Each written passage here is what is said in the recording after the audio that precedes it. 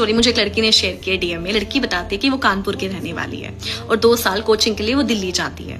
अब दिल्ली जब इस कोचिंग के दौरान उसकी एक बेस्ट फ्रेंड बनती है जिसके साथ रूम शेयर करती है, आना जाना, कोचिंग, साथ में खाना मतलब सब कुछ शेयर करती है, अपनी पर्सनल लाइफ की बातें भी शेयर करती है।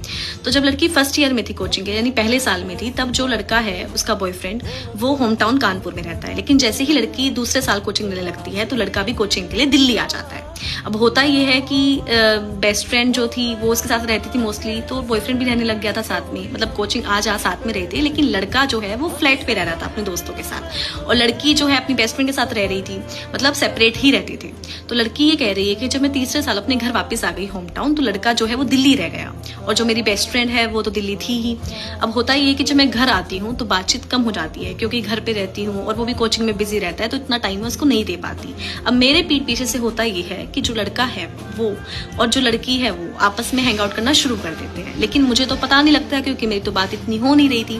मुझे पता कैसे लगता है, जो लड़की बताती है कि उसकी बेस्ट फ्रेंड और इन दोनों की एक म्यूचुअल फ्रेंड और थी, वो स्टेटस लगाती है फोटोज के थ्रू, तो मुझे वो फोटोज देके पता लगता है। और लेकिन जब मैं लड़के से पूछती हूँ तो लड़का कहता है कि अब मैं तो कोचिंग में बिजी था, लड़की फोन नहीं उठा रही होती है।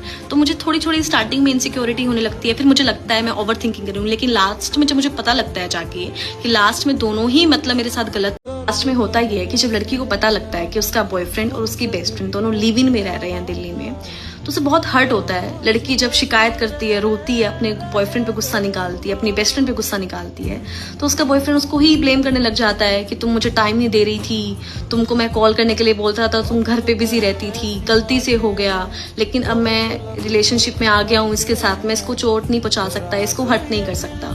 और जो लड़की की बेस्ट फ्रेंड है वो चुपचाप वहां खड़ी रहती है। लड़की कहती है कि मुझे इतनी तकलीफ होती है कि मैं उन पे गुस्सा भी नहीं कर पा रही हूँ और मतलब मेरी ऐसी सिचुएशन हो गई है कि मैं किसके सामने जाके रहूं। जिस बेस्ट फ्रेंड को 2 साल मैंने बहुत अपनी बहन की तरह प्यार किया, वो मेरे बॉयफ्रेंड के साथ मुझे ही चीट कर रही है। और वो बॉयफ्रेंड जिसके लिए मैं बहुत सीरियस थी, मैं अपने घर पे बताने वाली थी। मतलब अब ऐसा पॉइंट आ गया है कि मैं लाइफ में अब किसी पे ट्रस्ट नहीं कर पा रही हूँ, मैं ना आगे बढ़ पा रही हूँ, ना लोगों को उस नज़र से देख रही हूँ। मेरा मतलब विश्वास इस कदर टूटा है कि मैं जिंदगी में चाह के भी किसी पे विश्वास नहीं कर पाऊंगी।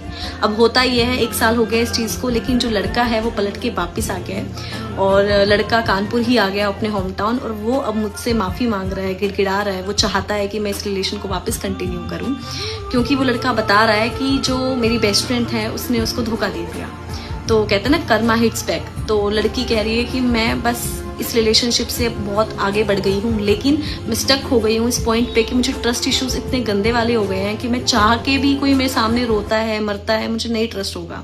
तो लड़की ये कहती है कि लोगों का प्यार में विश्वास टूटता होगा, लेकिन मेरे को प्यार में तो मिला ही मिला धोखा, लेकिन दोस्ती में भी धोखा मिला।